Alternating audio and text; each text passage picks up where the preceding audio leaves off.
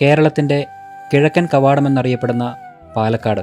മലനിരകളും പച്ചപ്പാർന്ന നെൽപ്പാടങ്ങളും ഗ്രാമീണ ജീവിതത്തിൻ്റെ നിഷ്കളങ്കതയും ചേർന്ന് നിൽക്കുന്ന മനോഹരമായ നാട്. പാലക്കാടിൻ്റെ ഗ്രാമീണ സൗന്ദര്യം ഏറ്റവും മനോഹരമായി ആസ്വദിക്കാൻ കഴിയുന്ന ഇടങ്ങളിലൊന്നാണ് കൊല്ലങ്കോട്. പാടശേഖരങ്ങളും കുന്നിൻ നിരകളും ഗ്രാമവഴികളും പ്രകൃതിയോട് ചേർന്ന് ജീവിക്കുന്ന മനുഷ്യരും ചേർന്ന് കൊല്ലങ്കോടിന് സ്വന്തമായൊരു ഭംഗി നൽകുന്നു. എന്നാൽ കൊല്ലങ്കോടിനെ കൂടുതൽ വ്യത്യസ്തമാക്കുന്നത് പഴയകാല ഗ്രാമീണ ജീവിതത്തെ ഓർമ്മിപ്പിക്കുന്ന രീതിയിൽ ഇവിടെ ഒരുക്കിയിരിക്കുന്ന നിരവധി കാഴ്ചകളാണ്. ഒരു കാലത്ത് നമ്മുടെ നാട്ടിൻപുറങ്ങളുടെ ജീവിതത്തിന്റെ ഭാഗമായിരുന്ന ജലചക്രം, പാടശേഖരങ്ങൾക്കിടയിൽ ഒരുക്കിയിരിക്കുന്ന ഓലമേഞ്ഞ ചെറിയ കുടിലുകൾ, കൃഷിയിടങ്ങൾക്ക് കാവലായിരുന്ന ഏറുമാടങ്ങൾ, രാത്രികളെ പ്രകാശിപ്പിച്ചിരുന്ന പഴയ റാന്തൽ വിളക്കുകൾ തുടങ്ങി പഴയകാലത്തെ ഓർമ്മകളിലേക്ക് നമ്മളെ കൂട്ടിക്കൊണ്ടുപോകുന്ന നിരവധി കാഴ്ചകൾ ഇവിടെ കാണാം. ഇന്ന് കേട്ടുകേൾവികൾ മാത്രമായി മാറിക്കൊണ്ടിരിക്കുന്ന ആ ഗ്രാമീണ ജീവിതത്തിന്റെ ഒരു ചെറിയ ഭാഗം നേരിൽ കാണാനും അനുഭവിക്കാനും സാധിക്കും. പ്രകൃതിയുടെ മനോഹാരിതയ്ക്കൊപ്പം പഴമയുടെ ഓർമ്മകളും പാരമ്പര്യവും ഗ്രാമീണ ജീവിതത്തിന്റെ ലാളിത്യവും ഒരുമിച്ച് അനുഭവിക്കാൻ കഴിയുന്ന ഒരിടം. അതാണ് പാലക്കാടിന്റെ ഹൃദയത്തിൽ സ്ഥിതി ചെയ്യുന്ന മനോഹരമായ കൊല്ലങ്കോടും അതിന്റെ ഭാഗമായിട്ടുള്ള കുടിലിടവും.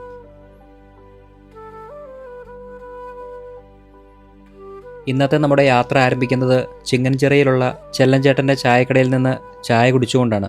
പഴമയും ഗ്രാമീണ ജീവിതത്തിൻ്റെ നന്മയും ഇന്നും കാത്തു സൂക്ഷിക്കുന്ന ഒരു ചെറിയ ഇടമാണ് ചെല്ലഞ്ചേട്ടൻ്റെ ചായക്കട. കാലം ഒരുപാട് മുന്നോട്ട് പോയെങ്കിലും പഴയ കാലത്തിൻ്റെ ഓർമ്മകളിലേക്ക് നമ്മളെ കൂട്ടിക്കൊണ്ടുപോകുന്ന രീതിയിലാണ് ഈ ചായക്കട ഒരുക്കിയിരിക്കുന്നത്. പനയോലമേഞ്ഞ മേൽക്കൂരയും മണ്ണുകൊണ്ട് നിർമ്മിച്ച ചുമരുകളുമുള്ള ഈ കൊച്ചു കെട്ടിടം കാണുമ്പോൾ തന്നെ പഴയൊരു ഗ്രാമീണ കാലഘട്ടത്തിലേക്ക് എത്തിച്ചേരുന്ന ഒരു പ്രതീതിയാണ്. ആധുനികതയുടെ തിരക്കുകൾക്കിടയിലും പഴമയുടെ ഭംഗി അതേപടി നിലനിർത്തുന്ന ഈ ചായക്കടയിൽ ഒരു ചായ കുടിക്കുമ്പോൾ ചായയുടെ രുചിയേക്കാൾ കൂടുതൽ മനസ്സിൽ നിറയുന്നത് ആ പഴയകാല ജീവിതത്തിൻ്റെ ഓർമ്മകളാണ്. കൊല്ലങ്കോട് സന്ദർശിക്കുന്നവർ തീർച്ചയായും കണ്ടിരിക്കേണ്ട ഗ്രാമത്തിൻ്റെ തനിമയും പഴമയും ഒരുമിച്ച് അനുഭവിക്കാൻ കഴിയുന്ന ഒരു മനോഹരമായ ഇടം തന്നെയാണ് ചെല്ലഞ്ചേട്ടൻ്റെ ഈ ചായക്കട.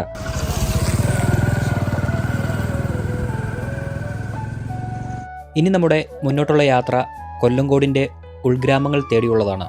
മലയുടെ താഴ്വാരത്തായിട്ട് 1-2 ഗ്രാമങ്ങളുണ്ട്. വളരെ ഉള്ളിലായിട്ടാണ് ഈ ഒരു ഗ്രാമം സ്ഥിതി ചെയ്യുന്നത്. ഇപ്പോഴും ഇങ്ങനത്തെ ഗ്രാമങ്ങൾ ഉൾപ്രദേശത്തുണ്ട് എന്നുള്ളത് പലർക്കും അറിയില്ല. നമ്മൾ പോലും വളരെ യാദൃശികമായിട്ടാണ് ഈ ഒരു ഗ്രാമത്തെക്കുറിച്ച് അറിഞ്ഞത്. അപ്പോൾ നമ്മുടെ മുന്നോട്ടുള്ള യാത്ര ഈ ഗ്രാമങ്ങളിലേക്കായിരിക്കും. Welcome to B bro stories. ഈ ഗ്രാമത്തിൻ്റെ പേര് തോട്ടം കോളനി എന്നാണ്. കൊല്ലങ്കോട് നിന്ന് കുറച്ചുള്ളിലായിട്ടാണ് ഈ ഒരു ഗ്രാമം സ്ഥിതി ചെയ്യുന്നത്. ഇവിടെ നമുക്ക് നോക്കിക്കഴിഞ്ഞാൽ ധാരാളം ഓലമേഞ്ഞ വീടുകൾ കാണാൻ കഴിയും. ഏകദേശം ഒരു 5-8 വീടുകളുണ്ടെന്നാണ് നമുക്കറിയാൻ കഴിഞ്ഞത്. എന്തായാലും ഇവിടെ ഒരു സുഹൃത്തിനെ നമ്മൾ പരിചയപ്പെട്ടിട്ടുണ്ട്. അപ്പോൾ അദ്ദേഹത്തിൻ്റെയോടൊപ്പം നമുക്ക് ഈ ഒരു ഗ്രാമത്തിൽ അല്ലെങ്കിൽ ഇവിടെ താമസിക്കുന്ന ആൾക്കാരുടെ ജീവിത സാഹചര്യങ്ങളൊക്കെ നമുക്കൊന്ന് ചോദിച്ച് മനസ്സിലാക്കാം. അപ്പോൾ ഈ ഗ്രാമത്തിൽ ഇദ്ദേഹത്തെയാണ് നമ്മൾ പരിചയപ്പെട്ടത്. പേരെങ്ങനെയാണ്? ജിതിൻ. എന്ത് ചെയ്യുന്നു? ഞാൻ പണിക്ക് പോകുന്നു. കൂലിപ്പണിയാണ്. ഓക്കെ. അപ്പോൾ ഇദ്ദേഹമാണ് കേട്ടോ നമ്മോടൊപ്പം ഇന്ന് ഈ ഒരു യാത്രയിൽ ഇവിടുത്തെ ഈ ഗ്രാമത്തിലെ കാഴ്ചകളൊക്കെ കാണാൻ വേണ്ടി സഹായിക്കാൻ വരുന്നത്. ഇവിടെ ഞാൻ പറഞ്ഞ പോലെ ഏകദേശം 8 കുടുംബങ്ങളല്ലേ താമസിക്കുന്നത്. ഇതിപ്പോൾ ഓലമേഞ്ഞ വീടുകളാണ് നമുക്ക് കൂടുതലും കാണാൻ കഴിഞ്ഞത്. 1-2 പുതിയ വീടുകളൊക്കെ വന്നു തുടങ്ങിയിട്ടുണ്ട്. പൂർണ്ണമായിട്ടില്ല, വരുന്നേ ഉള്ളൂ. ഗവൺമെന്റ് പുതിയതായിട്ട് വെച്ച് കൊടുക്കുന്നതാണ്. ഇതിപ്പോൾ നമ്മൾ കാണുന്നതൊക്കെ ഏകദേശം എത്ര വർഷം പഴക്കം കാണും? ഒരു 40 വർഷം 45 വർഷമൊക്കെ പഴക്കമുണ്ട്. ഓക്കെ. നിങ്ങൾ എവിടെയാണോ ജനിച്ചു വളർന്നത്? ഞാൻ ജനിച്ചത് ഇവിടെ തന്നെയാണ്. ഞങ്ങൾ തറവാട് വന്ന് കിണാശ്ശേരി. അവിടെ നിന്നാണ് ഇങ്ങോട്ട് വന്നത്? അവിടെ അച്ഛൻ്റെ അച്ഛനായിട്ട് ഇങ്ങോട്ട് വന്നതാണ്. ഓ ശരി. അച്ഛൻ എന്ത് ചെയ്യുന്നു? അച്ഛനും കൂലിപ്പണി തന്നെയാണ്. ഓക്കെ. എത്ര വരെയൊക്കെ പഠിച്ചു? ഞാൻ 10ാം ക്ലാസ് വരെ പഠിച്ചു. നിർത്തി. പിന്നെ ജോലിക്ക് പോയി തുടങ്ങി.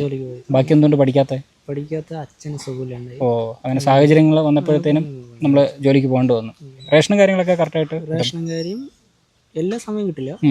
അതിന് ഓരോ ഡേറ്റ് വെച്ചിട്ടുണ്ട്. ആ സമയങ്ങളിൽ മാത്രമേ കിട്ടുള്ളൂ. അല്ലാതെ അത് കറക്റ്റായിട്ട് കിട്ടുന്നുണ്ടോ? അത് കിട്ടും. പകുതിയേ കിട്ടുള്ളൂ. ഓക്കെ. നിങ്ങൾക്ക് അരി ഫ്രീ ആണോ? അങ്ങനെയാണ്? അതിന് പൈസ കൊടുക്കണം. ഓക്കെ. ഫ്രീ ഒന്നുമില്ല. ഓ ശരി. അപ്പോൾ അരിക്ക് പൈസ എന്തായാലും കൊടുക്കണം അല്ലേ? അരിക്ക് കൊടുക്കണം. മണ്ണെണ്ണ വാങ്ങിക്കണമെങ്കിൽ അതിനും കൊടുക്കണം.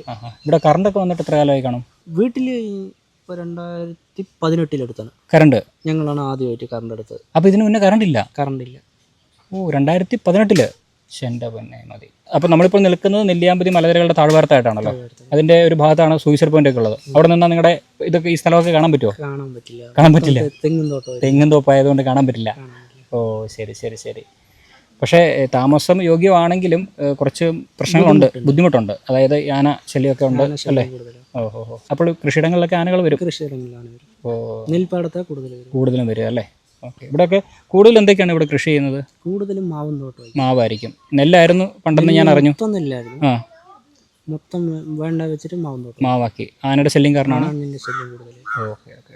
അപ്പോൾ എന്തായാലും ഇതൊക്കെയാണ് ഇവിടുത്തെ വിശേഷങ്ങൾ. ഇവിടെയുള്ള ആൾക്കാരെല്ലാം കൂലിപ്പണിക്ക് തന്നെയാണ് പോകുന്നത് അല്ലേ? ഈ ജോലിയുള്ള ആൾക്കാരൊന്നും ഇല്ല, ഗവൺമെൻറ് പ്രൈവറ്റ് ആൾക്കാരില്ല. ആരുമില്ല. ഓക്കെ.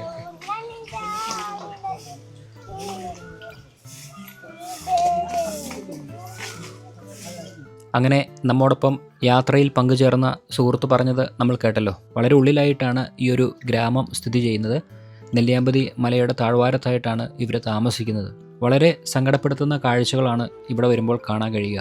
പ്രത്യേകിച്ച് ഇവരുടെ വീടിൻ്റെ കാര്യത്തിൽ നമുക്ക് നോക്കിക്കഴിഞ്ഞാൽ കാണാം, ചുമരുകളും അതോടൊപ്പം തന്നെ മേൽക്കൂരയും എല്ലാം അവരുപയോഗിച്ചിരിക്കുന്നത് ഓലയാണ്.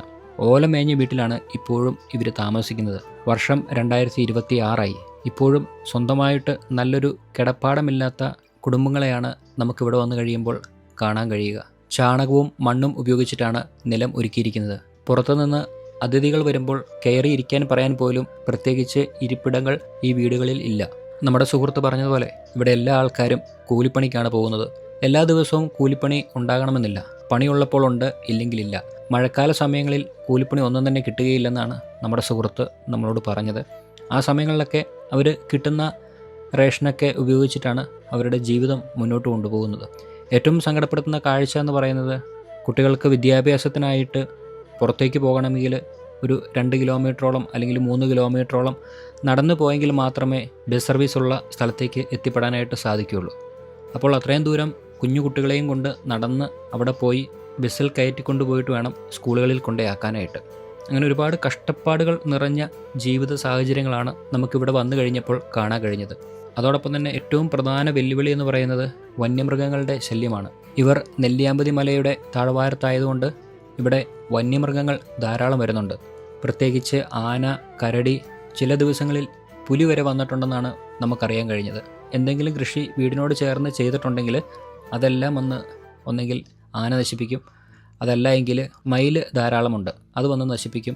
ഇങ്ങനെ ഒരുപാട് കഷ്ടപ്പെട്ടിട്ടാണ് അവരുടെ ജീവിതം മുന്നോട്ട് കൊണ്ടുപോകുന്നത്. പിന്നെ ഇവിടെ 1-2 50 വർഷം പഴക്കമുള്ള വീടുകളൊക്കെ ഉണ്ട്. അന്നത്തെ കാലത്ത് സർക്കാർ വെച്ചു കൊടുത്ത വീടുകളാണ്. പക്ഷേ അത് ഭാഗികമായി നശിച്ചിരിക്കുകയാണ്. അതുകൊണ്ട് തന്നെ നശിച്ചുപോയ ഭാഗങ്ങളിൽ ഓലമെടഞ്ഞ് കെട്ടുകയും മുകൾ ഭാഗത്ത് മേൽക്കൂരയായിട്ട് ഓലയും ടാർപോളിൻ ഷീറ്റും ഉപയോഗിച്ചതായിട്ട് നമുക്ക് കാണാൻ കഴിയും. അടുക്കളയൊക്കെ വീടിൻ്റെ പുറത്താണ്. അതിനുള്ള പ്രധാന കാരണം ഓലയാണ്. നമുക്കറിയാമല്ലോ, ഓല ഉള്ള വീടിനകത്ത് പാചകം ചെയ്ത് കഴിഞ്ഞാൽ തീ ഏതെങ്കിലും കാരണവശാൽ പടർന്നു കഴിഞ്ഞാൽ വീടിന് തീ പിടിക്കാൻ സാധ്യതയുണ്ട്. അതുകൊണ്ട് അവരുടെ വീട് പൂർണ്ണമായിട്ട് നശിച്ചു പോകും. അതുകൊണ്ട് തന്നെ ഒട്ടുമിക്ക ഭാഗങ്ങളിൽ നമുക്ക് കാണാൻ കഴിഞ്ഞത് ഇവരുടെ അടുക്കള പുറത്താണ്. വീടിനോട് ചേർന്ന് തന്നെയാണ്, പക്ഷേ അവർ താമസിക്കുന്ന ഒരു ഭാഗത്തല്ല. അതിൽ നിന്നും മാറിയിട്ടാണ് ഈ അടുക്കള ഓരോ വീടുകളിലും ഉപയോഗിക്കുന്നത്. എന്നെ ഏറ്റവും അതിശയപ്പെടുത്തിയ മറ്റൊരു കാര്യമെന്ന് പറയുന്നതാണ്, 2018 ശേഷമാണ് ഇവിടെയുള്ള കുടുംബങ്ങൾക്ക് കറണ്ട് കിട്ടിയത്. അത്രയും കാലം അവർ കറണ്ടും കൂടി ഇല്ലാതെയാണ് ജീവിച്ചത്. അപ്പോൾ ഈ രാത്രി കാലങ്ങളിലൊക്കെ ആനയും മറ്റു വന്യമൃഗങ്ങളൊക്കെ വരുമ്പോഴത്തേനും അത്രയും ഭയപ്പെട്ടാണ് അവരിവിടെ താമസിച്ചതെന്നാണ് നമ്മളോട് പറഞ്ഞത്. അതുപോലെ തന്നെ നമ്മുടെ സുഹൃത്തിനോട് ചോദിച്ചു എങ്ങനെയാണ് ഇവിടെ കുടിവെള്ളത്തിൻ്റെ കാര്യമെന്ന്. അപ്പോൾ അദ്ദേഹം പറയുകയുണ്ടായി, കുടിവെള്ളം കുറച്ച് ദൂരത്ത് നിന്ന് വേണം പോയി എടുത്തുകൊണ്ട് വരാനായിട്ട്. അതിങ്ങനെ തലച്ചുമടായിട്ടാണ് അവർ കൊണ്ടുവരുന്നത്. അങ്ങനെ കൊണ്ടുവന്ന് വീടിൻ്റെ ഒരു ഭാഗത്ത് കുടത്തിൽ സൂക്ഷിച്ചു വെക്കുകയാണ് ചെയ്യുന്നത്. പഞ്ചായത്ത് നൽകുന്ന പൈപ്പുകളുണ്ടെങ്കിലും അത് കുടിവെള്ളത്തിനത്ര യോഗ്യമല്ല എന്നാണ് അവർ പറഞ്ഞത്. അതെല്ലാ ദിവസവും പഞ്ചായത്തിൽ നിന്ന് വെള്ളം കിട്ടില്ല. കിട്ടാത്ത സാഹചര്യങ്ങളിൽ ഇവർ തുണി അലക്കാനും കുടിക്കാനും മറ്റു ആവശ്യങ്ങൾക്കെല്ലാം കുറച്ച് ദൂരത്ത് പോയിട്ടാണ് കുടത്തിൽ വെള്ളം ചുമന്ന് തലച്ചുമടായിട്ട് അവരുടെ വീടുകളിലേക്ക് എത്തിക്കുക. എന്നിട്ടാണ് അവരത് ഉപയോഗിക്കുക. അതോടൊപ്പം തന്നെ നമ്മൾ ഈ ഗ്രാമത്തിലൂടെ അല്ലെങ്കിൽ ഈ വീടുകളൊക്കെ സ്ഥിതി ചെയ്യുന്ന ഭാഗത്തൂടെ നടന്നപ്പോൾ നമുക്ക് കാണാൻ കഴിഞ്ഞ മറ്റൊരു കാര്യം എന്ന് പറയുന്നത്, നല്ല അടച്ചുറപ്പുള്ള ഒരു വാതിൽ പോലും നമുക്ക് കാണാൻ കഴിയില്ല. ചിലതൊക്കെ മുള കൊണ്ടും തടി കൊണ്ടും അതുകൂടാതെ ഓല കൊണ്ട് തന്നെ മെടഞ്ഞ് നിർമ്മിച്ചു വെച്ചിരിക്കുന്ന വാതിലുകളുമാണ് നമുക്കിവിടെ കാണാൻ കഴിഞ്ഞത്. അപ്പോൾ നല്ല കെട്ടുറപ്പുള്ള ഒരു വാതിൽ പോലും ഈ വീടുകൾക്കില്ല എന്നുള്ളതാണ് നമുക്കിവിടെ വന്നു കഴിയുമ്പോൾ കാണാൻ കഴിയുക. നമ്മുടെ യാത്രയിൽ നമ്മൾ പലപ്പോഴും കണ്ടിരിക്കുന്നത് മറ്റ് സംസ്ഥാനങ്ങളിലൂടെയൊക്കെ പോകുമ്പോഴാണ് ഇതുപോലത്തെ വീടുകളും ഇതുപോലത്തെ സാഹചര്യങ്ങളൊക്കെ നമ്മൾ കണ്ടിരിക്കുന്നത്. എന്നാൽ നമ്മുടെ സംസ്ഥാനത്ത് പാലക്കാട് കൊല്ലങ്കോടിനുള്ളിലായിട്ട് ഇപ്പോഴും ഇങ്ങനെ ബുദ്ധിമുട്ട് നിറഞ്ഞ സാഹചര്യത്തിൽ ജീവിക്കുന്ന കുടുംബങ്ങളുണ്ടെന്നുള്ളത് ഈ ഒരു യാത്രയിലാണ് കേട്ടോ നമുക്ക് മനസ്സിലാക്കാനായിട്ട് സാധിച്ചത്. ഇതുപോലത്തെയൊക്കെ കാഴ്ചകൾ നമ്മൾ കാണുമ്പോൾ നമ്മളൊക്കെ താമസിക്കുന്നത് സ്വർഗത്തിലാണെന്ന് ചിലപ്പോൾ ചിന്തിച്ചു പോകും.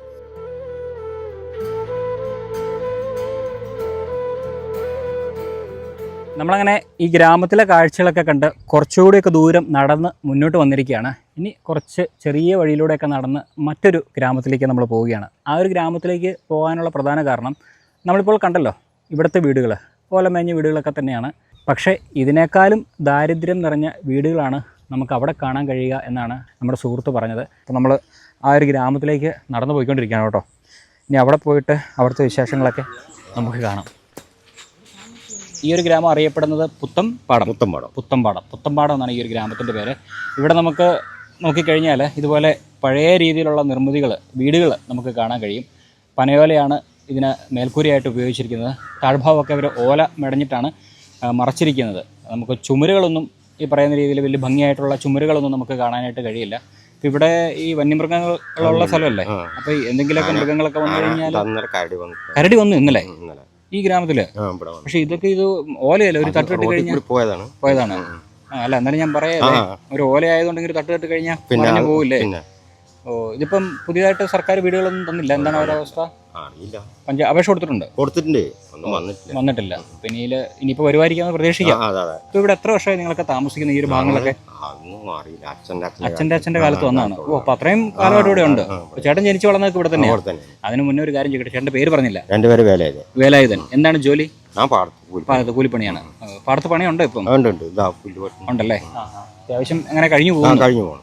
ഒരു നല്ലൊരു വീടും കൂടെ ഉണ്ടെങ്കിൽ സന്തോഷമായി. ശരി, ഇപ്പോൾ ഇവിടെ എന്താണ് വേതനമൊക്കെ ആൾക്കാർക്ക്, പെണ്ണുങ്ങൾക്കും പുരുഷന്മാർക്കൊക്കെ എത്രയാണ് ഒരു ദിവസത്തെ വേതനം? വേതനം പറഞ്ഞാൽ 800 പുരുഷന്മാർക്ക്, പെണ്ണുങ്ങൾക്ക് 400 അല്ലേ? അത് ഈ പാടശേഖരത്തിനല്ലേ? മറ്റെന്തെങ്കിലും പണിക്കൊക്കെ പോയി കഴിഞ്ഞാലോ, മറ്റു കൂലിപ്പണി ഒക്കെ തന്നെ എല്ലാം കൂലി ഇത് തന്നെയായിരിക്കും. ഒരു ദിവസം പോയാൽ ഇത്ര രൂപ നമുക്ക് കിട്ടും. ഓക്കെ. നിങ്ങൾ സാധനങ്ങളൊക്കെ വാങ്ങിക്കണമെങ്കിൽ അങ്ങ് കൊല്ലംകോട് പോകണം. അപ്പോൾ അത്യാവശ്യം ദൂരമുണ്ടല്ലോ. ദൂരമുണ്ട്. അതൊക്കെയാണ് ഇവിടുത്തെ ഒരു അവസ്ഥ പറഞ്ഞു കഴിഞ്ഞാൽ. ഇതിപ്പോൾ നമ്മൾ നോക്കുമ്പോൾ തന്നെ കാണാം. ഇതിപ്പോൾ എത്ര കാലമായിരിക്കും മേഞ്ഞിട്ട്? അടുത്തിടയ്ക്ക് അല്ലേ? അതാണ് പുതിയതുപോലെ ഇരിക്കുന്നത്. എത്ര വർഷം കൂടുമ്പോൾ ഇതിങ്ങനെ? എല്ലാ വർഷത്തിലും ഇതുപോലെ മേഞ്ഞോണ്ടിരിക്കണം. ഒരു വർഷം ഇതിന് ആയുസുള്ളൂ. പിന്നെ അത് മാറ്റണം. അത് തന്നെ അല്ല ചോദിച്ചത്. 2-3 വർഷം നിൽക്കില്ലല്ലേ? നിൽക്കില്ല. അത് നമ്മുടെ തെങ്ങിന്റെ പോലെയാണെങ്കിൽ നിൽക്കും. ഓഹോ. അപ്പൊ പിന്നെ അത് ഉപയോഗിക്കാത്തത്? അത് ഭയങ്കര പണിയാണ്. മറ്റേ മെടയണമല്ലോ അല്ലേ? ഇതാകുമ്പോ ഇങ്ങനെ അടിക്കടിക്ക് വെച്ചാൽ മതിയല്ലോ അല്ലേ? ഓ, അങ്ങനെ ഒരു കാര്യമുണ്ട്. ശരിയാണ് കേട്ടോ, അദ്ദേഹം പറഞ്ഞത് ശരിയാണ്. തെങ്ങിന്റെ ഓലയാണെങ്കിലും മെടയണം. അതിനിപ്പോൾ ആളുമില്ല. പണ്ടൊക്കെ ആൾക്കാരുണ്ടായിരുന്നു, സ്ത്രീകളൊക്കെ വളരെ വേഗത്തിൽ മെടയുന്നുണ്ട്. ഇപ്പം അങ്ങനെയുള്ള ആൾക്കാരെ ഒന്നും കാണാനില്ല. ഇവിടെ തന്നെ വളരെ കുറവാണെന്നാണ് ഇദ്ദേഹം പറയുന്നത്. അതുകൊണ്ട് തന്നെയാണ് ഇവർ ഈ കാണുന്ന രീതിയിൽ പനയോല ഉപയോഗിച്ച് മേൽക്കൂര മേഞ്ഞിരിക്കുന്നത്. പക്ഷേ സൈഡൊക്കെ നമ്മൾ മെടഞ്ഞ പോലെയാണ്.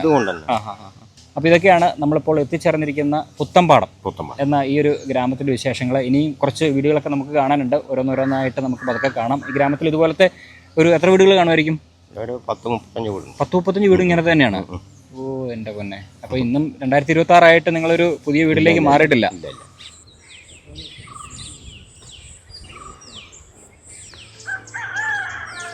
അപ്പോൾ ഇനി ഇവരുടെ ഗ്രാമം നമുക്ക് ഒന്ന് ചുറ്റി നടന്ന് കാണാം. ഇദ്ദേഹം പറഞ്ഞ പ്രകാരം നമ്മൾ മുന്നേ കണ്ട ആ ഒരു ഗ്രാമം പോലെ തന്നെ വളരെ ബുദ്ധിമുട്ട് നിറഞ്ഞ ഒരവസ്ഥയാണ് നമുക്കിവിടെ കാണാൻ കഴിഞ്ഞത്. ഈ ഒരു ഗ്രാമത്തിൽ ഏകദേശം 30 കുടുംബങ്ങളോളം ഉണ്ടെന്നാണ് നമുക്കറിയാൻ കഴിഞ്ഞത്.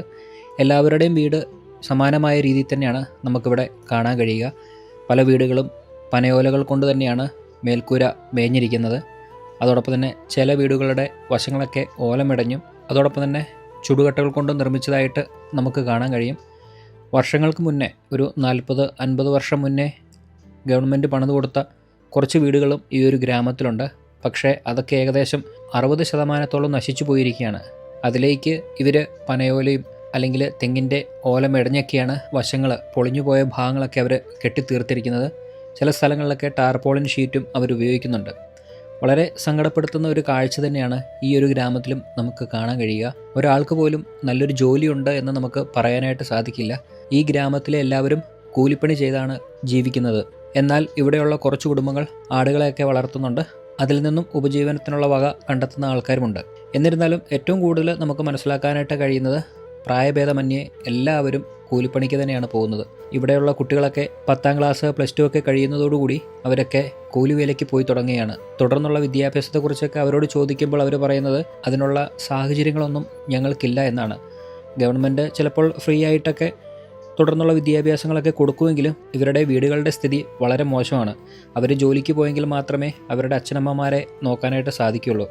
പ്രായമാകും തോറും അവർക്ക് ജോലിക്ക് പോകാനായിട്ട് സാധിക്കില്ല. അപ്പോൾ അങ്ങനെയുള്ള സാഹചര്യങ്ങളിൽ ഇവിടുത്തെ കുട്ടികളൊക്കെ 10ാം ക്ലാസ് അല്ലെങ്കിൽ +2 ഒക്കെ കഴിയുമ്പോഴത്തേനും കൂലിവേലയ്ക്ക് പോവുകയാണെന്നാണ് നമുക്കറിയാൻ കഴിഞ്ഞത്. നമ്മൾ പലപ്പോഴും പല ഗ്രാമങ്ങളിലും ഇതുപോലെ യാത്ര ചെയ്യുമ്പോൾ കുട്ടികളോട് പറയാറുണ്ട്, നല്ല രീതിയിൽ പഠിക്കണം, ഡിഗ്രിയൊക്കെ പാസ്സായിട്ട് നല്ല ജോലി, നല്ലൊരു ഗവൺമെൻറ് ജോലിയൊക്കെ കിട്ടുന്ന രീതിയിൽ പഠിക്കുക, PSCക്ക് എഴുതി പാസ്സാകുക, അപ്പോൾ നിങ്ങൾക്ക് നല്ലൊരു ഉന്നമനം നിങ്ങളുടെ ജീവിതത്തിൽ ഉണ്ടാകുമെന്നൊക്കെ നമ്മൾ പറയാറുണ്ട്. പക്ഷേ ഇവരുടെ സാഹചര്യങ്ങൾ ഒരിക്കലും ആ ഒരു നിലയിലേക്ക് എത്തിപ്പെടാനായിട്ട് സാധിക്കുന്നില്ല എന്നുള്ളതാണ്. ഈ ഗ്രാമങ്ങളിലൂടെ നടക്കുമ്പോഴത്തേനും ഇവിടെ നമ്മൾക്ക് ഒരുപാട് പ്രായമുള്ള ആൾക്കാരെ കാണാം. അവരൊക്കെ വീടിൻ്റെ മുന്നിൽ തന്നെ ഇരിക്കുകയാണ്. പ്രായമായെങ്കിലും കുറേ ആൾക്കാരൊക്കെ ജോലിക്ക് ഈ കള പറിക്കാനായിട്ട്, പാടശേഖരത്തൊക്കെ കള പറിക്കാനായിട്ട് ഇപ്പോഴും പോകുന്നുണ്ടെന്നാണ് പറഞ്ഞത്. 60ഉം 65ഉം വയസ്സായിട്ടുള്ള അമ്മൂമ്മമാരൊക്കെ ഇപ്പോഴും പല ജോലിക്കും അവർ പോകുന്നുണ്ട്, അതായത് കൂലിപ്പണിക്ക് പോകുന്നുണ്ട്. അവരെ കൊണ്ട് പറ്റുന്ന രീതിയിലൊക്കെ അവരിപ്പോഴും ജോലി ചെയ്തിട്ടാണ് ഈ ഒരു ഗ്രാമത്തിലുള്ളവർ ജീവിതം മുന്നോട്ട് കൊണ്ടുപോകുന്നത്. വീടിൻ്റെ അവസ്ഥ ശരിക്കും പരിതാപകരമാണ്. നല്ലൊരു മുറിയുണ്ട് എന്ന് നമുക്ക് പറയാനായിട്ട് കഴിയില്ല. ഒറ്റമുറി വീടുകളാണ് കൂടുതലും. ഒരു ഭാഗത്ത് അവർ താമസിക്കുന്നു, ഒരു ഭാഗത്ത് ചെറിയ രീതിയിൽ അടുക്കള നമുക്ക് കാണാൻ കഴിയും. പിന്നെ ഒരു ചെറിയ ഹാള്, ഒരു അല്പം വലിയ വീടൊക്കെ ആണെങ്കിൽ ഒരു ഹാളും കൂടെയുണ്ട്. അതിനകത്തൊക്കെയാണ് ഒരു കുടുംബം താമസിക്കുന്നത്. അത്രയും സൗകര്യങ്ങളെ ഇവിടെയുള്ള വീടുകൾക്കുള്ളൂ. നമ്മൾ മുന്നേ കണ്ട ഗ്രാമത്തിലെ പോലെ തന്നെ ഇവിടെയും അടച്ചുറപ്പുള്ള ഒരു വാതിൽ നമുക്കൊരു വീടിനും കാണാനായിട്ട് സാധിക്കില്ല. ഈ ഗ്രാമത്തിൽ ഒരു വീട്ടിൽ നിന്ന് മറ്റൊരു വീട്ടിലേക്ക് പോകണമെങ്കിൽ ഒരു കുടുംബത്തിൻ്റെ വീടിൻ്റെ മുറ്റത്തുകൂടി വേണം നടന്ന് മറ്റൊരു വീട്ടിലേക്ക് പോകാനായിട്ട്. അപ്പോൾ ഈ ഗ്രാമത്തിലുള്ളവരോട് ഞാൻ ചോദിക്കുകയുണ്ടായി, അങ്ങനെ നടന്നു പോകുമ്പോൾ മറ്റുള്ള വീട്ടുകാർക്ക് ബുദ്ധിമുട്ടാകില്ല എന്ന്. അപ്പോൾ അവർ പറയുകയാണ്, ഒരിക്കലുമില്ല, വളരെ സന്തോഷത്തോടും സ്നേഹത്തോടും ഒരുമയോടും കഴിയുന്ന ഒരു ഗ്രാമമാണ് ഇത് എന്നാണ് നമ്മളോട് ഇവർ പറഞ്ഞത്. നമുക്കറിയാം, നമ്മുടെ നാട്ടിലൊക്കെ കുറേ സ്ഥലങ്ങളിലൊക്കെ വഴി പ്രശ്നങ്ങളൊക്കെ നടക്കുന്നുണ്ട്. അങ്ങനെ നടക്കുന്ന സാഹചര്യത്തിൽ ഇങ്ങനെയുള്ള സ്ഥലങ്ങളിൽ ഈ ഒരു ഗ്രാമത്തിലൊക്കെ നമ്മൾ വന്നു കാണുമ്പോൾ, ഇവിടുത്തെ സാഹചര്യങ്ങൾ മനസ്സിലാക്കുമ്പോൾ നമുക്ക് മനസ്സിലാകും എത്ര സന്തോഷത്തോടു കൂടിയാണ് ഈ ഒരു ഗ്രാമം കഴിയുന്നത് എന്നത്. ഈ ഗ്രാമത്തിലെ എല്ലാ വീടുകളും അടുപ്പിച്ചല്ല, ഒരു വീട് കഴിഞ്ഞാൽ അല്പം ദൂരം മാറിയിട്ടാണ് അടുത്ത കുടുംബം താമസിക്കുക. പിന്നെ അടുത്ത് താമസിക്കുന്ന ആൾക്കാരുമുണ്ട്, തൊട്ടടുത്ത് താമസിക്കുന്ന ആൾക്കാരുമുണ്ട്. അവരുടെ ബന്ധുക്കളായിരിക്കും മിക്കവാറും അങ്ങനെയൊക്കെ താമസിക്കുന്നത്. അതായത് ചേട്ടാനിയന്മാരൊക്കെ അങ്ങോട്ടും ഇങ്ങോട്ടൊക്കെ മാറി താമസിക്കുമല്ലോ, അങ്ങനെ താമസിക്കുന്ന ആൾക്കാരായിരിക്കും തൊട്ടടുത്ത് താമസിക്കുന്നത്. ബാക്കി എല്ലാവരും കുറച്ച് ദൂരത്തൊക്കെയാണ് താമസിക്കുക. അങ്ങോട്ടേക്കൊക്കെ നടന്നു പോകാനുള്ള നടപ്പാത മാത്രമേ ഉള്ളൂ, ഒറ്റയടി പാതയാണ്. കറക്റ്റ് ഒരാൾക്ക് നടന്നു പോകാനുള്ള വീതി മാത്രമേ ആ വഴിക്കുള്ളൂ. ആ വഴിയിലൂടെയൊക്കെയാണ് ഈ ഗ്രാമത്തിലെ ഓരോ കാഴ്ചകളൊക്കെ കണ്ട് നമ്മൾ നടക്കുന്നത്. ഇവിടെയും പ്രധാനമായിട്ടും മറ്റൊരു പ്രശ്നം പറയുന്നത് വന്യമൃഗങ്ങളുടെ ശല്യം തന്നെയാണ്. അദ്ദേഹം പറഞ്ഞത് കേട്ടില്ലേ, കഴിഞ്ഞ ദിവസം വീടിൻ്റെ മുൻപിലത്തെ വഴിയിലൂടെ കരടി പോയെന്ന്.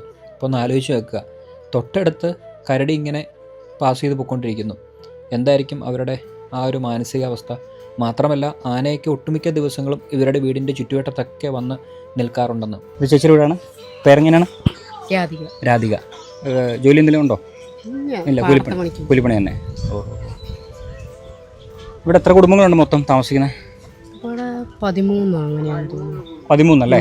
ഓ, 13 കുടുംബത്തിലൊക്കെ 2-3 ആൾക്കാർ ഉണ്ടാവും. ഇവിടെ മൃഗത്തിന്റെ ശല്യം ഉണ്ടല്ലേ? വന്യമൃഗങ്ങൾ ആട്ടിനെ കൊണ്ടുപോകും. അതിപ്പോ പറഞ്ഞു ദേഹം നരിയും വരും അല്ലേ? മിനിയാതെ കൊണ്ടുപോയി. ഓഹോ. ഇപ്പോൾ ഇവിടെ ഒരു ചേച്ചിയുമായിട്ട് സംസാരിച്ചപ്പോൾ അവരും പറയുന്നത് മൃഗങ്ങളുടെ ശല്യം വളരെ രൂക്ഷമാണെന്നാണ്.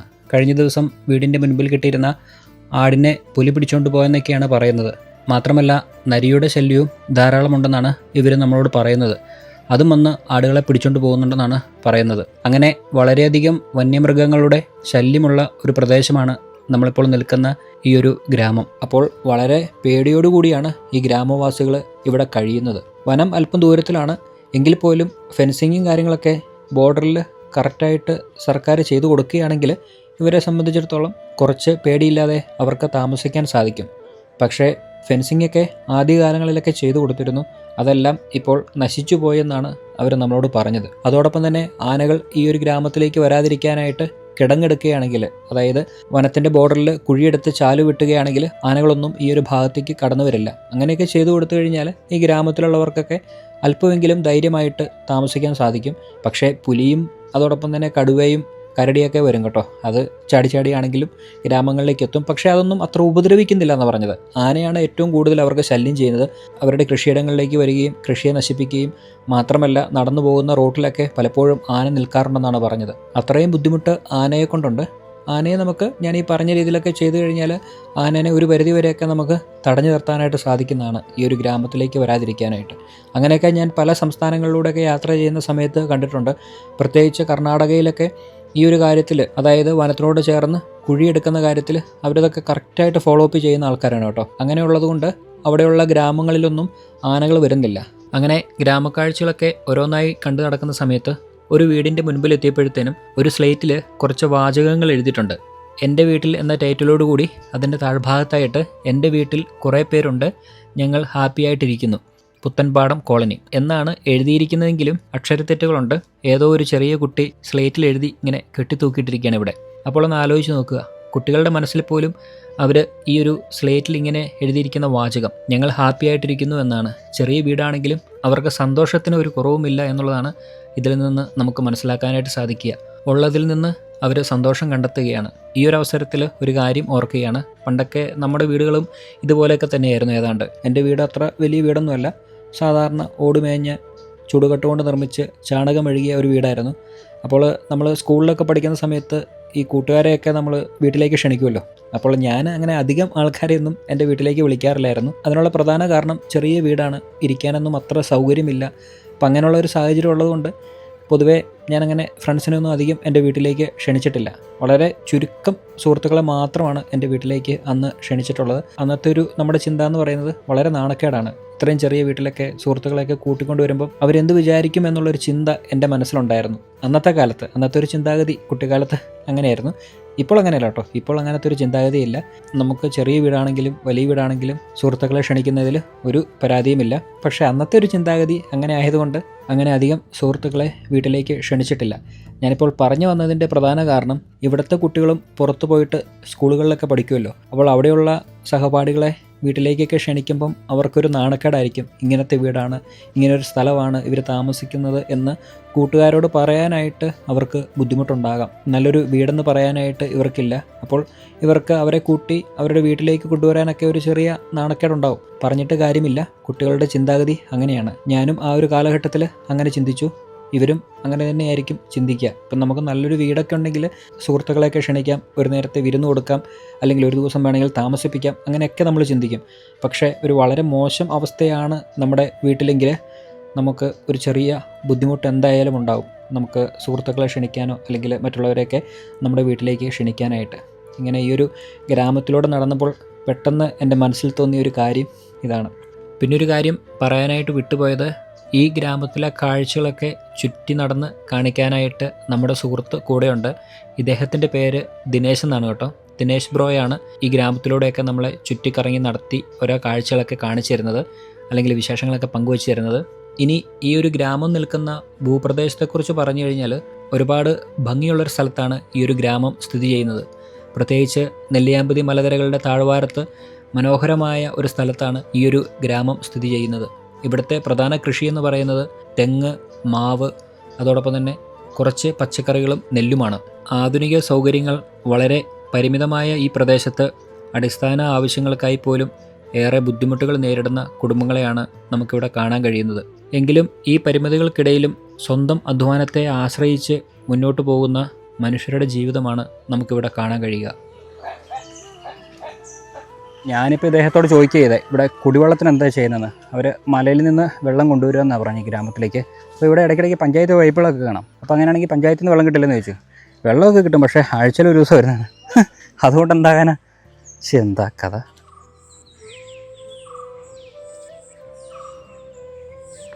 അങ്ങനെ എന്തായാലും ഈ ഗ്രാമത്തിലൂടെയൊക്കെ നടന്ന് കാഴ്ചകളൊക്കെ കണ്ടു കേട്ടോ. ദിനേശ് ബ്രോയാണ് നമ്മളെ കാണിക്കാൻ വേണ്ടി കൊണ്ടുപോയത്. നന്ദി, താങ്ക് യു. അപ്പോൾ എന്തായാലും ഇദ്ദേഹം ഉണ്ടായിരുന്നുകൊണ്ട് നമുക്കത് ഉപകാരമായി. Thank you. ഇനി മറ്റൊരു അവസരത്തിൽ വരുമ്പോൾ കാണാം. ഓക്കെ, ശരി എന്നാൽ. അങ്ങനെ ഗ്രാമത്തിലെ കാഴ്ചകളൊക്കെ കണ്ട് നമ്മൾ തിരിച്ചടക്കുകയാണ്. പോകുന്ന വഴിയിലൊക്കെ ഡോഗ്സ്, നായ്ക്കളുണ്ട്. നായ്ക്കൾ ഈ ഗ്രാമത്തിൽ എല്ലായിടത്തും ഉണ്ട് കേട്ടോ. പ്രശ്നക്കാരാണ് അവർ. ഒരു വീട്ടിൽ തന്നെ ഞാൻ പറഞ്ഞല്ലോ 2-3 നായ്ക്കളാണുള്ളത്. എന്തായാലും പുറമേ ചെല്ലുന്ന ആൾക്കാർ, അതായത് അറിയാൻ മേലാത്ത ആൾക്കാർ ചെന്ന് കഴിഞ്ഞാൽ നായ്ക്കൾ എന്തായാലും പ്രശ്നം ഉണ്ടാക്കുക, ചിലപ്പോൾ കടിക്കാൻ വരെ സാധ്യതയുണ്ട്. എന്തായാലും ഞാൻ പറഞ്ഞു വന്നത്, നമ്മളിപ്പോൾ നിൽക്കുന്നത് നെല്ലിയാമ്പതി മലനിരകളുടെ താഴ്വാരത്താണ്. ഇവിടെ കുറച്ച് കൃഷിയും കാര്യങ്ങളൊക്കെ ചെയ്തിട്ടുണ്ട്. പാവയ്ക്കയും പടവലങ്ങയും നെല്ലും ഇതൊക്കെ തന്നെയാണ് ഇപ്പോൾ നമുക്കിവിടെ കാണാൻ കഴിഞ്ഞത്. എന്തായാലും ഒരു വളരെ സങ്കടപ്പെടുത്തിയ ഒരു കാഴ്ചയാണ് കേട്ടോ ആ ഒരു ഗ്രാമത്തിൽ പോയപ്പോൾ നമുക്ക് കാണാൻ കഴിഞ്ഞത്. ശരിക്കും പറഞ്ഞാൽ ഒരു കുടുംബത്തിന് പോലും നല്ലൊരു വീട് ഉണ്ട് എന്ന് നമുക്ക് പറയാനായിട്ട് സാധിക്കില്ല. കുറച്ചെങ്കിലും പുതിയതെന്ന് തോന്നിക്കുന്ന വീടുകളൊക്കെ വളരെ മോശം വീടുകളൊക്കെ തന്നെയാണ്. അതിനകത്ത് സിമെൻറ്റ് ഉപയോഗിച്ചിട്ടുണ്ട്, അല്ലെങ്കിൽ ചുടുകട്ടകൾ ഉപയോഗിച്ച് നിർമ്മിച്ച വീടുകളൊക്കെ നമ്മൾ കണ്ടിരുന്നു. അതൊക്കെ അതിൻ്റെ ആ ഒരു കുറച്ച് ഭാഗങ്ങളിൽ മാത്രമേ ഉള്ളൂ. മേൽക്കൂരയൊക്കെ എല്ലാ വീടുകളുടെയും ഈ പനയോലയും അല്ലെങ്കിൽ തെങ്ങിൻ്റെ ഓലയൊക്കെ തന്നെയാണ് അവർ ഉപയോഗിച്ചിരിക്കുന്നത്. അപ്പോൾ മഴക്കാല സമയത്തൊക്കെ അവർക്ക് നല്ല ബുദ്ധിമുട്ടായിരിക്കും. ഈ ഓലയുടെ അവസ്ഥ അറിയാമല്ലോ, വെള്ളം ഉള്ളിലേക്ക് വീഴാനുള്ള സാധ്യത വളരെ കൂടുതലാണ്. മാത്രമല്ല നല്ല അടച്ചുറപ്പുള്ള ഒരു വാതിൽ പോലും ഓരോ കുടുംബങ്ങൾക്കും ഇല്ല എന്നുള്ളതാണ് നമുക്ക് കാണാൻ കഴിഞ്ഞത്. ഉള്ളതുപോലും അവരിങ്ങനെ ഒരു ചങ്ങല വെച്ച് ഇങ്ങനെ പൂട്ടിയിട്ട് അവർ പോയിരിക്കുകയാണ്. അതായത് ഓലയാണ്, ഓലയിലിങ്ങനെ കെട്ടി ഒരു ചങ്ങല വെച്ച് കെട്ടിയിട്ട് താഴും താക്കോലും ഇട്ട് പൂട്ടിയിട്ട് പോയിരിക്കുകയാണ്. അപ്പോൾ അവർ താമസിക്കുന്ന വീടുകളാണെങ്കിൽ അങ്ങനെ, പിന്നെ ഒരു വശത്തുകൂടി വന്യമൃഗങ്ങൾ, മറുവശത്തുകൂടി യാത്രാ ബുദ്ധിമുട്ടുകൾ, അങ്ങനെ ഒരുപാട് ബുദ്ധിമുട്ടുകൾ നേരിട്ടുകൊണ്ട് ജീവിക്കുന്ന ഒരു ഗ്രാമമാണ് നമ്മൾ കണ്ടത്. അപ്പോൾ ഇതൊക്കെ തന്നെയാണ് പാലക്കാട് കൊല്ലങ്കോട് ഭാഗത്ത് ഉൾഗ്രാമങ്ങളിലുള്ള കാഴ്ചകളും വിശേഷങ്ങളൊക്കെ. നമുക്കിനി തിരിച്ച് നമ്മുടെ യാത്ര തുടരാം.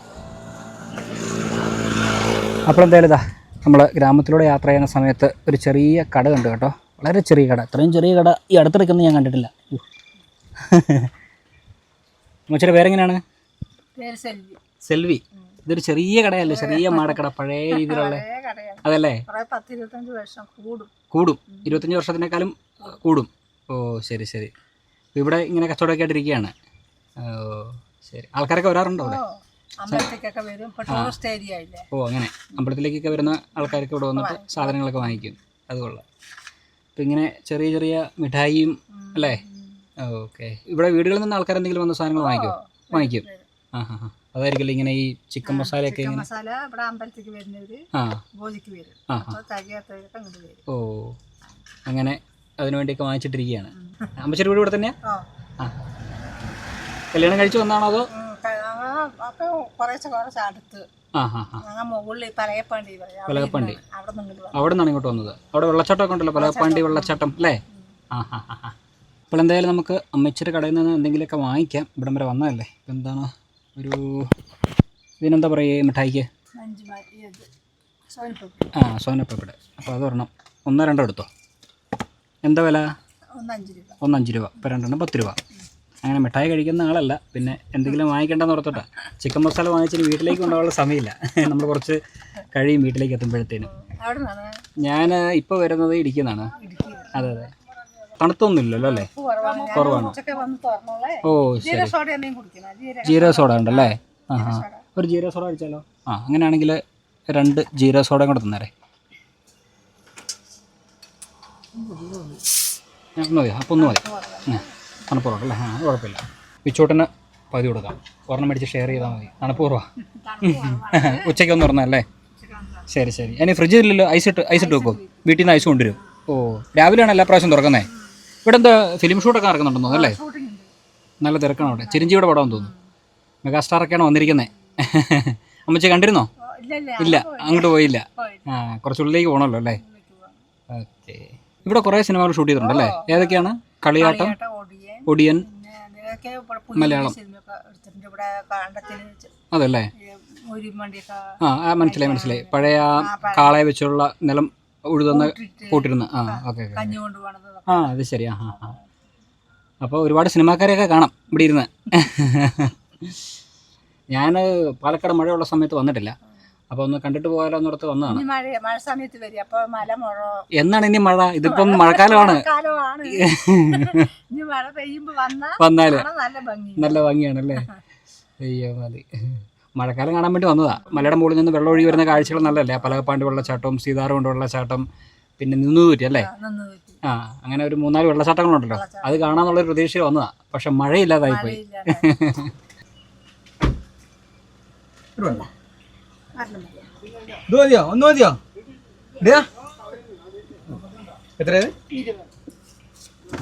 നമ്മളങ്ങനെ പെരിങ്ങോട്ടുശ്ശേരി കളത്തിലേക്ക് എത്തിച്ചേർന്നിരിക്കുകയാണ്. ഇവിടെ ചെക്ക് പോസ്റ്റൊക്കെ വെച്ചിട്ടുണ്ട് കേട്ടോ.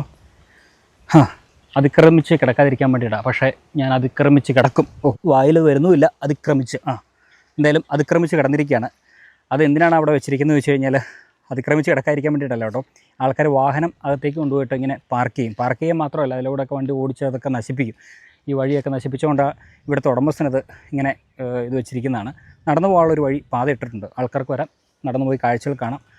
ഈ കളത്തിനോട് ചേർന്ന് തന്നെയാണ് അവരുടെ വീട്. അപ്പം വണ്ടി അല്ലെങ്കിൽ വാഹനങ്ങൾ കടന്നു പോകാതിരിക്കാൻ വേണ്ടിയിട്ടാണ് ആ ഒരു ചെക്ക് പോസ്റ്റ് അവിടെ വെച്ചിരിക്കുന്നത്. അപ്പോൾ എന്തായാലും നമ്മളങ്ങനെ നടന്ന് പെരിങ്ങോട്ടുശ്ശേരി കളത്തിലേക്ക് എത്തിച്ചേർന്നിരിക്കുകയാണ്. 3 വർഷം മുന്നേ വന്ന ഒരു ഓർമ്മയാണ്. ഇപ്പോഴും വലിയ മാറ്റങ്ങളൊന്നുമില്ല. ചെറിയ മാറ്റങ്ങളുണ്ട് കേട്ടോ. ഞാൻ അന്ന് വരുന്ന സമയത്ത്, ആദ്യം വരുന്ന സമയത്തൊന്നും ഈ ഒരു ബിൽഡിംഗ് ഇല്ലായിരുന്നു. ഇപ്പം പുതിയതായിട്ട് പണിതാണ്. അതൊരു ഹോട്ടലൊക്കെ ആയിട്ട് സെറ്റ് ചെയ്തെടുത്താണ്. പക്ഷേ ഇപ്പോൾ പ്രവർത്തിക്കുന്നില്ല. ആരെങ്കിലും കാണുമായിരുന്നെങ്കിൽ ചോദിക്കായിരുന്നു. ഇപ്പം നിലവിൽ കളമാണെങ്കിലും അടച്ചിട്ടിരിക്കുകയാണ്. അതിനകത്തൊക്കെ നമ്മൾ കയറിയിരുന്നു. അത്യാവശ്യം ആൾക്കാരൊക്കെ വരുന്നുണ്ട് കേട്ടോ. മഴയില്ലാത്തതുകൊണ്ട് വെള്ളച്ചാട്ടങ്ങളൊന്നുമില്ല. നമുക്കല്ലെങ്കിൽ ഇങ്ങനെ നോക്കി നിന്ന് കഴിഞ്ഞാൽ ആ ഭാഗത്തൂടെയൊക്കെ വെള്ളം ഒഴുകി വരുന്ന കാഴ്ചകൾ കാണാമായിരുന്നു. പല വെള്ളച്ചാട്ടങ്ങളുണ്ട്. ഈ ഭാഗത്ത് ആ ഭാഗത്തൊക്കെ വെള്ളച്ചാട്ടങ്ങളുള്ളതാണ്. എങ്ങനെയുണ്ട് സ്ഥലം? രസമല്ലേ? ആ ഭാഗത്തൊക്കെ മാവിൻ തോട്ടമാണ് കേട്ടോ. മാവുണ്ട്, കുറച്ച് തെങ്ങുണ്ട്. ഇവിടെയൊക്കെ ബോർഡും വെച്ചിട്ടുണ്ട് പല സ്ഥലങ്ങളിൽ. ആ ബോർഡ് പ്ലാസ്റ്റിക് മാലിന്യ വസ്തുക്കൾ വലിച്ച് എറിയരുത് എന്നാണ് അവിടെ കൊടുത്തിരിക്കുന്നത്. അവരുടെ വീടിനോട് ചേർന്നാണത് എഴുതിയിരിക്കുന്നത്. ഇതൊക്കെ നമുക്ക് കാണാം. ഇങ്ങനെ വേണമെങ്കിൽ നടന്നു പോകാൻ പറ്റും. അവിടെ പിന്നെ എഴുതി വെച്ചിട്ടുണ്ട് മുന്നറിയിപ്പൊക്കെ. അതായത് ആന വരുന്നൊരു പ്രദേശമായതുകൊണ്ട് ഇവിടെയൊക്കെ ഫെൻസിങ് കൊടുത്തിരിക്കുകയാണ്. അന്ന് വന്ന സമയത്ത് ഞാൻ ഈ കളത്തിൻ്റെ മുന്നിലിരുന്ന് ഊണൊക്കെ കഴിച്ചിരുന്നു. ഞങ്ങൾ 3 പേരുണ്ടായിരുന്നു. ഞങ്ങളിവിടെ ഈ കളത്തിൻ്റെ ഫ്രണ്ടിൽ ഇവിടെ ഇങ്ങനെ ഇലയൊക്കെ ഇട്ടിരുന്ന് ചമ്പരം പണിഞ്ഞിരുന്ന് ഞങ്ങൾ ഊണൊക്കെ കഴിച്ചൊരു ഓർമ്മയുണ്ട്. അതൊക്കെ ശരിക്കും ഒരു ഓർമ്മകളാണ്. നമുക്കിനി അതൊന്നും ചിലപ്പോൾ തിരിച്ചു കിട്ടിയെന്ന് വരില്ല. അടച്ചിട്ടിരിക്കുകയാണ്. അന്ന് തുറന്നിട്ടിരിക്കുകയായിരുന്നു. അന്ന് ഇവിടെ ഊണ് കൊടുക്കുന്നുണ്ടായിരുന്നു. ഒരു ടീച്ചറും പിന്നെ മായൻകുട്ടി എന്ന് പറഞ്ഞ ചേട്ടനൊക്കെ ആയിരുന്നു അത് നടത്തിക്കൊണ്ടിരുന്നത്. അപ്പോൾ അങ്ങനെ ആ സമയത്ത് അത് വന്ന് അങ്ങനത്തെ ആ കാഴ്ചകൾ കാണാനും ആ ഊണ് കഴിക്കാനൊക്കെ സാധിച്ചത് ഇപ്പോഴും ഭാഗ്യമാണ്. എന്തായാലും ഒരുപാട് ആൾക്കാരെ ഈ ഒരു സ്ഥലത്തേക്ക് വരികയും ഈ ഒരു കളത്തിലൊക്കെ വന്ന് അത്യാവശ്യം ഫോട്ടോസും വീഡിയോസൊക്കെ എടുക്കുന്നുണ്ട്. അതൊക്കെ നമുക്ക് കാണാൻ കഴിയും. പാലക്കാട് മഴയുള്ള സമയത്ത് എന്താണ് കാഴ്ച അല്ലെങ്കിൽ എങ്ങനെയാണ് പാലക്കാടിൻ്റെ ഭംഗി എന്നുള്ളതൊക്കെ അറിയാൻ വേണ്ടിയിട്ട് വന്നതാണ്. പക്ഷെ എന്ത് ചെയ്യാൻ, എവിടെ മഴയില്ല. കേരളത്തിൽ ഇപ്പോൾ തെക്കോട്ടൊക്കെ പോയി കഴിഞ്ഞാൽ അവിടെയൊക്കെ നല്ല മഴയാണ്. അതായത് തിരുവനന്തപുരത്തും കൊല്ലത്തും ആലപ്പുഴയിലും കോട്ടയത്തും മധ്യ കേരളത്തിലേക്ക് വന്നു കഴിഞ്ഞാൽ അവിടെയൊക്കെ നല്ല മഴയാണ്. നമ്മൾ വിളിച്ച് ചോദിക്കുമ്പോൾ എല്ലാവരും പറയുന്നില്ല, എല്ലാവരും മഴയെന്ന് പറയാണ്. ഇവിടെ മാത്രം ഒരു തുള്ളി മഴ പെയ്യുന്നില്ല. നല്ല പൊരിഞ്ഞ വെയിൽ. പിന്നെ ഇടയ്ക്കൊക്കെ മഴ പെയ്തു. പിന്നെ കാലാവസ്ഥ ഇങ്ങനെ മാറി മറിഞ്ഞ് നിൽക്കുകയാണ്. ചില സമയത്ത് ഒരു ഷാഡ പോലെ നിഴൽ പോലെ ഇങ്ങനെ മേഘങ്ങൾ വന്ന് ഇങ്ങനെ പാസ് ചെയ്ത് പോകും. പെയ്യുന്നില്ല. ചെറുതായിട്ട് ഇങ്ങനെ എന്താ പറയുക, അങ്ങ് തൂളിപ്പോവുകയാണ് ചെയ്യുന്നത്. അങ്ങനത്തെ ഒരു മഴ. പിന്നെ 1-2 സമയത്തൊക്കെ നല്ല മഴ പെയ്തു. പക്ഷെ അതൊന്നും അത്ര കാര്യമായിട്ട് കുറേ നേരം നിന്നില്ല. അതായത് ആ മഴ പെയ്ത് മണ്ണങ്ങ് നനഞ്ഞു എന്ന് വേണമെങ്കിൽ പറയാം. അതല്ലാതെ വേറെ പ്രത്യേകിച്ച് ഒന്നും സംഭവിച്ചില്ല. അതാണ് പാലക്കാട്. മഴയാണെങ്കിലും വെയിലാണെങ്കിലും ശരിക്കും വളരെ ഭംഗിയാർന്നൊരു പ്രദേശമാണ്. ഇപ്പൊ വന്നിട്ട് ഞാൻ ആദ്യമായിട്ടാണ് വരുന്നത്. അല്ലേ, എങ്ങനെയുണ്ട്? എല്ലാം അടിപൊളി, ഒന്നും പറയില്ല. പാലക്കാട് വരുന്നത് ആദ്യമായിട്ടാണ്. കൊല്ലംകോടും. ഏറ്റവും ഇഷ്ടപ്പെട്ടത് എന്താണ്? എനിക്ക് ഏറ്റവും ഇഷ്ടപ്പെട്ടെന്ന് പറഞ്ഞാൽ നമ്മള് മറ്റേ കൊല്ലംകോട് ആദ്യം പോയില്ലേ, സ്ഥലത്തിന്റെ പേര് കുടിലിടം. അതാണ് എനിക്ക് ഏറ്റവും ഇഷ്ടപ്പെട്ടത്. അത് കുറച്ചുകൂടെ ഒരു വൈഡ് ആയിട്ട് പാടശേഖരങ്ങളും ഇരിക്കാൻ ഒരുപാട് ഏർമാടോ അതൊക്കെ ഒരു നല്ല ഒരു സംവിധാനം ചെയ്തിട്ടുണ്ട്. പിന്നെ എല്ലായിടത്തും പോയാലും നമ്മള് നേരത്തെ പറഞ്ഞ പോലെ ആ ബാക്ക്ഗ്രൗണ്ടിലൊരു വ്യൂ, മല. അതാണ് എവിടെ പോയാലും ഈ നെല്ലിയാമ്പതി മലനിരകൾ അല്ലെങ്കിൽ പശ്ചിമഘട്ട മലനിരകളുടെ ഭംഗി എവിടെ നിന്നാലും നമുക്ക് ആസ്വദിക്കാൻ സാധിക്കും. നമ്മൾ ഒരു സൈഡിൽ നിന്ന് യാത്ര ചെയ്ത് ഈ ഒരു ഭാഗത്തേക്ക് വരെ എത്തിച്ചേർന്നിരിക്കുകയാണ്. മഴക്കാലത്ത് വന്നു കഴിഞ്ഞാൽ ഈ പലകപ്പാണ്ടി വെള്ളച്ചാട്ടം, നിന്നുതൂറ്റി വെള്ളച്ചാട്ടം, സീതാർകുണ്ട് വെള്ളച്ചാട്ടം, ഇങ്ങനെ പല വെള്ളച്ചാട്ടങ്ങൾ നമുക്കിവിടെ കാണാൻ കഴിയും. അത് പ്രതീക്ഷിച്ചിട്ടാണ് നമ്മൾ ഈ പ്രാവശ്യം ഇങ്ങോട്ട് പോകുന്നത്. പക്ഷേ ഒരു തുള്ളി വെള്ളമില്ല. വെള്ളച്ചാട്ടങ്ങളെല്ലാം വറ്റി വരേണ്ടി കിടക്കുകയാണ്. മഴക്കാലം 2 മാസം കഴിഞ്ഞ് വരേണ്ടി വരുമെന്ന് തോന്നുന്നു. ഇനിയിപ്പം മഴ പെയ്ത് കൺഫേം ആക്കി, ആരെങ്കിലും വിളിച്ച് കൺഫേം ആക്കിയതിന് ശേഷം ഇങ്ങോട്ട് വന്നാൽ മതി. പിന്നെ മാത്രമല്ല, ഇനിയിപ്പം നെൽകൃഷിയാണ് കാണേണ്ടത്, പച്ചപ്പാണ് കാണേണ്ടതെങ്കിൽ ഒരു ഓണം കഴിഞ്ഞ് വരിക. ഓണം നമുക്ക് ആ ഓണം അവധിയൊക്കെ കറക്റ്റ് വന്നു കഴിഞ്ഞാൽ നിങ്ങൾക്ക് മനോഹരമായ കൊല്ലംകോടിൻ്റെ പ്രകൃതി ഭംഗി ആസ്വദിക്കാൻ സാധിക്കുന്നതാണ്. ഇനിയിപ്പം നമുക്ക് ഇന്നത്തെ വീഡിയോ വൈൻഡപ്പ് ചെയ്യാമെന്ന് ഞാൻ വിചാരിക്കുന്നു. ഒരുപാട് നല്ല കാഴ്ചകൾ നമ്മൾ കണ്ടു. ആക്ച്വലി പാലക്കാടിൻ്റെ ഉൾഗ്രാമങ്ങൾ തേടിയുള്ള യാത്രയായിരുന്നു. അതിൻ്റെ ഭാഗമായിട്ട് വളരെ യാദൃശ്ചികമായിട്ടാണ് ഇവിടേക്ക് എത്തിപ്പെട്ടത്.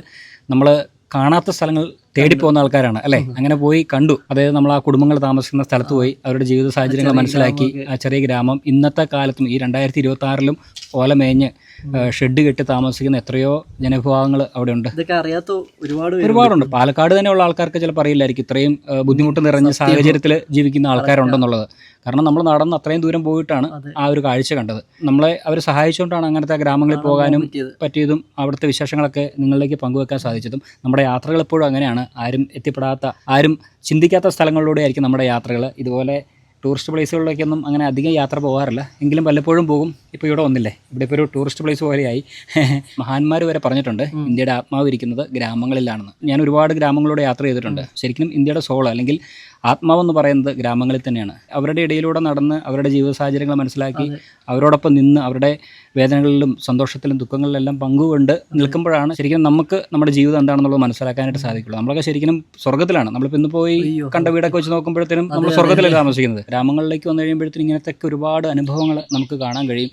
അത് നമുക്കൊരു പാഠവുമാണ്. നമ്മൾ എങ്ങനെ ഒരു മനുഷ്യനോട് എളിമയായിട്ട് നിൽക്കണം, എങ്ങനെ മറ്റുള്ളവരെ സ്നേഹിക്കണം എന്നുള്ളത് അറിയണമെങ്കിൽ ശരിക്കും ഇങ്ങനെ സഞ്ചരിച്ച് ഓരോ ആൾക്കാരുടെ അനുഭവങ്ങൾ നമ്മൾ മനസ്സിലാക്കണം. എങ്കിലേ ഇതൊക്കെ അറിയാനായിട്ട് സാധിക്കുള്ളൂ എന്ന് പറഞ്ഞുകൊണ്ട് അടുത്ത വീഡിയോയിൽ കാണാം. മനോഹരമായ കാഴ്ചകളുമായിട്ട് വരാം. അതുവരെ ഏവർക്കും ബൈ.